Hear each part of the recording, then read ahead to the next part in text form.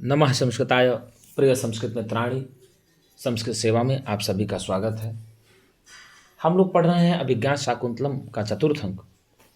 चतुर्थ अंक में हम लोगों ने 1 से 8 श्लोकों तक पढ़ लिया है, जिसमें 8वें श्लोक में महर्षि काश्यप जी शकुंतला की विदाई के समय उनको बोलते हैं कि ये वेदी के चारों ओर प्रतिष्ठित जो समिधाएँ हैं, हवन की गई अग्नि में जो पवित्र समिधाएँ हैं, और वेदी का तुम चारों तरफ से परिक्रमा कर लो। और परिक्रमा करने के पश्चात शकुंतला को आशीर्वाद देते हैं कि ये बहनियाँ हवन की गई जो अग्नि है ये तुम्हें पवित्र करें। जो वैदिक यज्ञीय अग्नियाँ हैं, उसके बाद सारंगरो मिश्रादि को आदेश देते हैं कि क्वते सारंगरो मिश्राः, आप सब कहाँ हो सारंगरो मिश्र। तो उसके बाद कहानी आगे चलती है। फिर देखिए कहानी आगे आई तो इसमें प्रवेश करके जैसे ही काश्यप जी ने आदेश दिया कि आप सब कहाँ हो, तो शिष्य प्रवेश करता है। भगवन इमे स्मः, अरे भगवन हम लोग यहाँ हैं, हे श्रीमन हम लोग यहाँ हैं, शिष्य बोलते हैं। काश्यप जी कहते हैं कि भगिन्याः स्ते मार्गम आदेशे, अर्थात ते मार्गम आदेशे भगिन्याः, अर्थात बहन को अपनी मार्ग दिखाओ। आप लोग क्या करो, अपनी बहन को मार्ग दिखाओ। बहन कौन? शकुंतला को आप लोग मार्ग दिखाओ, क्योंकि शकुंतला अपतिग्रह जाएगी, पहले ही आप लोगों ने पढ़ लिया है। तो सारंगराव कहता है ईतो भवती। सारंगराव क्या कहता है? ईतो भवती, इधर इधर आप चलिए। क्या कहा? इधर इधर आप चलिए। तो इसके बाद क्या आता है? सर्वे परिक्रामंती, सभी घूमने लगते हैं। क्या करते हैं गुरुजी? सभी घूमने लगते हैं। और घूमने के पश्चात भी कहानी आगे चलती है। तो आप सब जैसा कि देख सकते हैं कहानी में आगे आया श्लोक आया, काश्यप जी कहते हैं। कौन कहेगा इसको? काश्यप जी कहते हैं श्लोक को। आइए देखते हैं क्या है। फिर देखिए दिया है कि भो हो सन्निहिताः तपोवन तरवा, हे तपोवन के वृक्षों, क्योंकि वह एक तपोवन है जहाँ पर ऋषि रहते हैं, जहाँ पर महर्षि रहते हैं, जहाँ पर पूज्य व्यक्ति रहता है। और जंगल का वातावरण तो वास्तव में तपोवन ही होता है वो, क्योंकि तपः एव वनम यस्य, अर्थात आप मान लीजिए तपोवन जो होता है ना, जहाँ तपस्याएँ होती है, जहाँ पर जप होता है, तप होता है, ऋषि महर्षि आदि निवास करते हैं, जहाँ पर शिक्षा का बढ़िया प्रचार होता है और वटु विद्यार्थी छात्र शिक्षा ग्रहण करते हैं। पहले की जो हमारे यहाँ शिक्षा व्यवस्था थी वो ऐसी ही शिक्षा व्यवस्था थी, जो ज़्यादातर आश्रम जो हुआ करते थे, आश्रम जंगल में ही हुआ करते थे, और आश्रमों का कोई प्रधान हुआ करता था, ऋषि हुआ करते थे, महर्षि हुआ करते थे। और उन्हीं ऋषि महर्षियों के बीच में बच्चों का अध्ययन होता था और पालन पोषण भी होता था। तो वास्तव में जहाँ पर जिस पृथ्वी पर जिस जंगल में तप आदि होता है, जप आदि होता है, पूजा अनुष्ठान आदि होता है, तो वह तपोवन ही कहा जाता है। तो काश्यप जी कहते हैं भो सन्निहिताः तपोवन तरवः, हे तपोवन के वृक्षों। अब आप लोग वृक्षों से कह रहे हैं, क्या कह रहे हैं? आइए श्लोक के माध्यम से कह रहे हैं। देखिए क्या कहते हैं। पातुं न प्रथमं व्यवस्यति जलम, युष्मास्वपि तेषु या, न दत्ते प्रियमण्डनापि भवताम्, स्नेहेन या पल्लवम्, आद्येवः कुसुमप्रसूति समये, यस्याः भवत्युत्सवः, श्रेयं याति शकुन्तलापतिगृहम्, सर्वैरनुज्ञायताम्।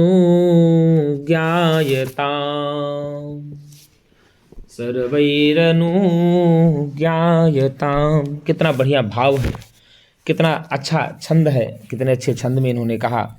तो इसमें शार्दूल विक्रीडित छंद है। कौन सा छंद है गुरुजी? अगर पूछ ले कि इस श्लोक में कौन सा छंद है तो आप बताएंगे शार्दूल विक्रीडिति। और यह श्लोक किसके द्वारा कहा गया है? तो इसको स्वयं महर्षि काश्यप जी कह रहे हैं। और किसको लक्षित करके कह रहे हैं, तो आप जान रहे हैं तपोवन वृक्षों को लक्षित करके कह रहे हैं। और उसमें शकुंतला के लिए कह रहे हैं कि जो शकुंतला ये करती थी, आपको बिना कुछ दिए नहीं खाती थी, बिना कुछ जल पिलाए नहीं पीती थी। ऐसी कहानी इस श्लोक में है, ऐसी वार्ता इस श्लोक में है, हम लोग इसको जानेंगे। तो शकुंतला के लिए, क्योंकि शकुंतला पतिगृह जा रही है, पहले ही हम लोगों ने पाठ पढ़ लिया है कि यास्य अत्यद्य शकुंतलेत हृदयम संस्पृष्ट मुत्कंठया। आज शकुंतला पहले ही पतिगृह जा रही है, तो उसी समय से लेकर के उन्होंने वेदी के चारों ओर परिक्रमा कराया और परिक्रमा करवा करके आशीर्वाद भी दिया। और उसके बाद सारंग आदि को आदेशित किया कि अपनी पुत्री को, अपनी बहन को आप मार्ग दिखाओ। मार्ग दिखाने के पश्चात फिर अब जो तपोवन के वृक्ष आदि हैं उनसे भी कह रहे हैं कि देखो क्या है। पातुम न प्रथमं व्यवस्यति जलम युष्माश्वपीतेषु या न दत्ते प्रियमण्डनापि भवतां स्नेहेन या पल्लवम् आद्येवः कुसुमप्रसूतिसमये यस्याः भवत्युत्सवः सेयं याति शकुन्तलापतिगृहं सर्वैरनुज्ञायताम्। तो देख लीजिए, अब हम लोग इसका अर्थ जानने का प्रयत्न करेंगे।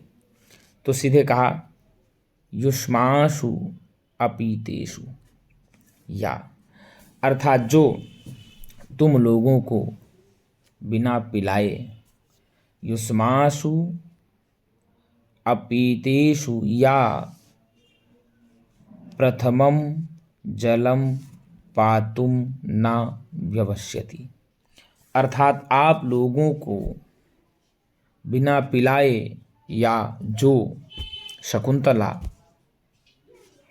पहले जलम न व्यवस्यति, जल को नहीं पीती थी।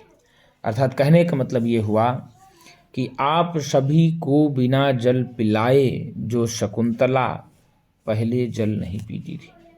मतलब ये हुआ कि जब तक आप लोगों को वह शकुंतला जल नहीं पिला देती थी, जब तक वृक्षों को सींच आदि नहीं देती थी, जब तक वृक्षों का सिंचन आदि कार्य पूरा नहीं कर देती थी पहले, तो वह जल नहीं पीती थी। अर्थात पहले वृक्षों को जल पिलाती थी, पहले वृक्षों को सिंचन आदि का कार्य करती थी, वृक्षों को सींचने आदि के पश्चात ही वह जल ग्रहण करती थी। कौन भैया? शकुंतला। तो सीधे कहा, देखिए क्या कहा, युष्मासु अपीतेषु। क्या कहा गुरुजी? युष्मासु अपीतेषु, अर्थात तुम लोगों को, युष्मासु तुम लोगों के, अपीतेषु बिना जल पिलाए, तुम लोगों को बिना जल पिलाए, जो प्रथमम जलम न व्यवस्यति, जो शकुंतला पहले जल नहीं पीती थी। अर्थात पहले आप लोगों को जल पिलाती थी और उसके पश्चात वह जल पीते थी। और क्या कहा? भवताम स्नेहेन। भवताम मतलब आप लोगों के स्नेह के कारण। भवताम मतलब आप लोगों के, किसके भैया? वन वृक्षों के स्नेह के कारण। किसके कारण गुरुजी? स्नेह के कारण, प्रेम के कारण। अर्थात प्रियमंडना अपि, अर्थात आभूषणों की प्रेमी होने पर भी, अलंकारों की प्रेमी होने पर भी, प्रियमंडना अपि, प्रियमंडनापि हो गया, आभूषणों की प्रेमी होने पर भी, अलंकारों की प्रेमी होने पर भी क्या करती थी? नादत्ते पल्लवम, या पल्लवम नादत्ते, अर्थात आभूषणों की प्रेमी होने पर भी, अलंकारों की प्रेमी होने पर भी तुम्हारे, आप लोगों के पत्तों को नहीं तोड़ती थी। क्या करती थी गुरुजी? आप लोगों के पत्तों को नहीं तोड़ती थी। पल्लव मतलब पत्तों को, अर्थात जो शकुंतला नहीं तोड़ती थी। कहने का मतलब ये हुआ, जो शकुंतला आप लोगों को बिना जल पिलाए पहले जल नहीं पीती थी और आभूषणों की प्रेमी होने पर, अलंकार की प्रेमी होने पर भी आप लोगों के स्नेह के कारण आप लोगों के पत्तों को नहीं तोड़ती थी, तुम्हारे पत्तों को नहीं तोड़ती थी। और क्या कहा कि भैया? सीधे कहा, वह वह कुसुम प्रसूति समये, वह कुसुम प्रसूति समये, अर्थात तुम्हारे कुसुम प्रसूति समय अर्थात पुष्पोद्गम के समय में, जब आप लोगों के अंदर पुष्पों का खिलना हुआ करता था, जब आप लोगों में पुष्प खिलना हुआ करता था, अर्थात तुम्हारे पुष्पोद्गम के समय में, आप लोगों के पुष्पोद्गम के समय में, यत्साह उत्सवः भवति, जिस शकुंतला का उत्सव हुआ करता था। तो कहने का मतलब ये हुआ कि जिस शकुंतला का उत्सव आप लोगों में, जब वृक्ष में पुष्प आया करता था, अर्थात जब वृक्षों में पुष्प आया करता था, तो उस शकुंतला का बहुत उत्सव हुआ करता था, बहुत प्रसन्न हुआ करती थी। क्यों? क्योंकि जिसको पहले कह दिया कि जिसको बिना जल पिलाए जो पहले जल नहीं ग्रहण करती थी, और आभूषणों की प्रेमी होने पर भी स्नेह के कारण आप लोगों से जो आपके पत्तों को नहीं तोड़ती थी, और जब आपके पुष्पोद्गम का समय हुआ करता था, जब आप वृक्षों में, जब तुम्हारे वृक्षों में पुष्पों का उद्गम हुआ करता था, तो जिसका भाई साहब उस शकुंतला का क्या हुआ करता था? उत्सव मनाया करती थी। क्या करती थी? उत्सव मनाया करती थी। सा इयम, यह वही, सा इयम, यह वही शकुंतला, शकुंतला, यह वही शकुंतला है गुरुजी। पतिगृहम याति, वह यही शकुंतला क्या कर रही है? अब पतिगृह को जा रही है। सा इयम शकुंतला पतिगृहम याति, वह यही शकुंतला है जो पतिगृह जा रही है, इसलिए सर्वैः अनुज्ञायताम्, आप सभी उसको आज्ञा दे दो, स्वीकृति दे दो। एक बार हम लोग फिर समझने का प्रयत्न करते हैं कि युष्मासु अपीतेषु या प्रथमम जलम पातुम न व्यवस्यति, अर्थात तुम लोगों को बिना पिलाए जो शकुंतला पहले जल नहीं पीती थी, और भवताम स्नेहे, आप लोगों के स्नेह के कारण, प्रियमंडनापि, अर्थात आभूषणों की प्रेमी होने पर भी, अलंकार प्रिया होने पर भी, या जो शकुंतला पल्लवम नादत्ते, आप लोगों के पत्तों को नहीं तोड़ती थी, वह कुसुम प्रसूति समय, और तुम लोगों के पुष्पोद्गम के समय में, यस्याह भवति उत्सवः, जिस कहा वह आद्ये कुसुम प्रसूति समय, क्या कहा गुरुजी? एक छूट गया था, आद्ये, अर्थात जो तुम लोगों के या तुम्हारे पुष्पोद्गम के समय में जिस शकुंतला का उत्सव हुआ करता था, जिस शकुंतला का उत्सव हुआ करता था, सा इयम शकुंतला, वह यही शकुंतला पतिगृहम याति, पति घर को जा रही है। कहाँ जा रही है गुरुजी? पति घर को जा रही है। इसलिए सर्वैः अनुज्ञायताम्, आप सभी क्या करो? आज्ञा दे दो।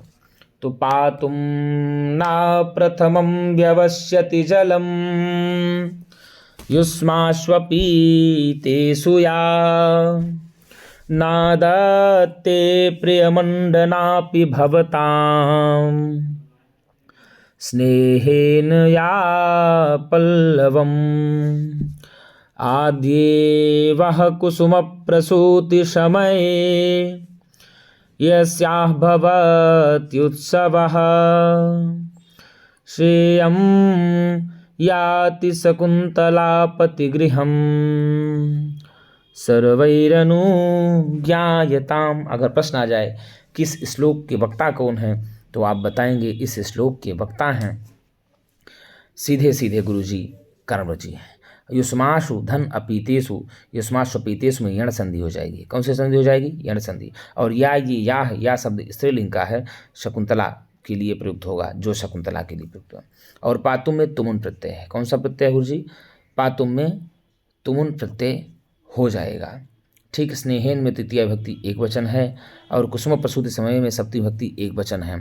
भवत्युत्सव, भवति धन उत्सवः, भवत्युत्सवः हो जाएगा, तो इसमें यण संधि हो जाएगा। सा इयम से यम बन जाएगा गुण संधि से। याति याता यान्ति रूप है, चलता है, इसमें एक वचन का रूप है। याति शकुंतला, याति शकुंतला जाएगी। कहाँ जाएगी? तो भाई साहब पतिगृहम याति, पति घर को जाएगी। अब आपको बता दें, प्रियमंडना, प्रियमंडना में कौन सा समास है, तो आप लगाएंगे बहुब्रीहि समास है। प्रियमंडना में कौन सा समास है, बहुब्रीहि समास है। प्रियम मंडनम यस्याह सा, प्रियम मंडनम यस्याह सा अर्थात जिसको सजावट पसंद है, इसमें बहुब्रीहि समास चला जाएगा। क्या चला जाएगा गुरु जी, बहुब्रीहि समास चला जाएगा। और कुसुम प्रसूति समय, कुसुमानाम प्रसूते समय तत्पुरुष समास हो जाएगा। कुसुम प्रसूति समय में कुसुमानाम और प्रसूते समय तत्पुरुष समास में चला जाएगा। क्या हो जाएगा गुरु जी, तत्पुरुष समास हो जाएगा। हमने पहले ही बता दिया भवत्योत्सव में यण संधि हो जाएगी। कौन सी संधि हो जाएगी, यण संधि हो जाएगी। अब आपको देखो भाई साहब कितना बढ़िया इसमें है कि इस श्लोक में जो है ना, वृक्षों में भ्रातृ व्यवहार के आरोप के कारण क्या हो रहा है भाई साहब, भ्रातृ व्यवहार के आरोप के कारण यहाँ पर समासोक्ति अलंकार है। क्या है गुरु जी, समासोक्ति अलंकार है। और पत्तों के ना तोड़ने के स्नेह के कारण यहाँ पर काव्यलिंग अलंकार है। कौन सा अलंकार है गुरु जी, पत्तों के को ना तोड़ने के स्नेह के कारण यहाँ पर काव्यलिंग अलंकार भी है। तो इस श्लोक में हमने बता दिया आपको कि दो अलंकार है, समासोक्ति है। तो समासोक्ति कब है भैया, जब वृक्षों आदि के भ्रातृ प्रेम के कारण जो पता चलता है, वहाँ आरोप लगता है, वहाँ पर समासोक्ति हो जाती है। और वृक्षों के पुष्प आदि ना तोड़ने के कारण, पत्तों आदि को ना तोड़ने के कारण वहाँ पर काव्यलिंग अलंकार हो जाता है। और इस श्लोक में गुरुजी अगर पूछ ले आपसे कि कौन सा छंद है, तो आप बताएंगे शार्दूल विक्रीड छंद है। कौन सा गुरुजी, शार्दूल विक्रीडी छंद है। और इसमें जो है 19 मात्राएं होती हैं। कितनी होती है गुरुजी, 19 मात्राएं। 12 और 7 पर यति होती है। कितने पर, 12 7 पर यति होती है। देख लीजिए, पहले हम बता देते हैं आपको। पातुम न प्रथमम व्यवस्यति जलम, देख लीजिए 1 2 3 4 5 6 7 8 9 10 11 12, तो 12 पे यति हो गई। कितने पे यति हो गई, 12 पे। 12 7 पे यति होती है। युष्माश्वपी तेषु या, तो 1 2 3 4 5 6 7, तो 12 7 19। क्या होगा गुरुजी, 12 और प्लस अगर आप करेंगे तो 7 बराबर क्या हो जाएगा, 19। क्या होगा गुरुजी, 12 + 7 बराबर 19 मात्राएं हैं। कितनी मात्राएं हैं गुरुजी, 19 मात्राएं। शार्दूल विक्रीड छंद में 19 मात्राएं हैं। सूर्यास्वैर्यदि महस्सजौ सततगः शार्दूल विक्रीडितम्। सूर्य 12 और अश्व 7, तो 12 7 19 पर यति होती है। 12 पर यति और फिर 7 पर यति, तो 19 मात्राएं होती हैं शार्दूल विक्रीड छंद में। इस श्लोक के प्रवक्ता कौन हैं, तो सीधे हमने बता दिया गुरुजी, काश्यप जी हैं। कौन है गुरुजी, काश्यप। अर्थात सीधे यहाँ शकुंतला के लिए कहा गया कि जो शकुंतला तुम लोगों को बिना जल पिलाए, जो पहले जल नहीं ग्रहण करती थी और आभूषणों की प्रेमी होने पर भी जो आप लोगों के पल्लवों को नहीं तोड़ती थी, प्रेम के कारण, आप लोगों के स्नेह के कारण आप लोगों के पल्लवों को भी नहीं तोड़ती थी। और वह आदि अर्थात पहले जिस शकुंतला का आप लोगों के पुष्पोद्गम के समय में जिसका उत्सव हुआ करता था, आज वही शकुंतला पतित रह जा रही है। इसलिए आप सभी आज्ञा दे दो, ऐसा कह रहे हैं काश्यप जी, वन वृक्षों आदि से कह रहे हैं। तो इस प्रकार से मित्रों, हम लोगों ने आज 9वें श्लोक को पढ़ लिया। और आपको बता दें, यदि मेरी वीडियो आपको अच्छी लगे तो एक मेरा निवेदन है आपसे कि लाइक एवं सब्सक्राइब ज़रूर कर दें, जिससे हमारी आगामी वीडियो आपको आसानी तरीके से मिलती रहे और आपकी भी तैयारी अच्छी हो। हम ऐसी प्रार्थना करते हैं ईश्वर से कि आपका सिलेक्शन पक्का हो, क्योंकि आप सिलेक्शन के लिए पढ़ रहे हैं। और जीवन में सिलेक्शन हो या ना हो, लेकिन आप अपने आप को सेलेक्ट कर लें, ये बहुत बड़ी बात होगी आपके जीवन के लिए। कोई भी व्यक्ति हो, सिलेक्शन होना ना होना अलग बात है। यदि आपने अपने आप को सिलेक्ट स्वयं कर लिया, तो आपको परीक्षा कोई रोक नहीं पाएगी। कोई ऐसी परीक्षा नहीं जो आपको रोक दे। तो मित्रों, आज के लिए इतना ही। हम पुनः एक नई वीडियो के साथ मिलेंगे। तब तक के लिए नमः संस्कृताय।